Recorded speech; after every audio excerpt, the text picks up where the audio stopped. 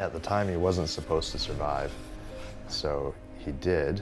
Treatment started actually working. He went into remediation. He was free of cancer for 4 years, and that time was a gift. I just got to be best friends, spent all of our time together, and then the cancer came back. So I'm thankful for the time, and it's kind of cool now to see customers where I'll work alongside someone that he had done a bathroom for, and I'm seeing like the comments that come up. It's like, oh, you work just like your brother. Like, this is exactly the quality that he had. This is how he worked too. The same kind of just approach to the job. I can finally feel my fingers again.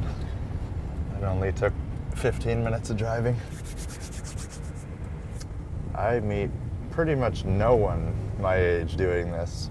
I've met maybe, I can count them on one hand, the amount of young guys interested in the trades and interested in tile specifically, but hardly anyone does it.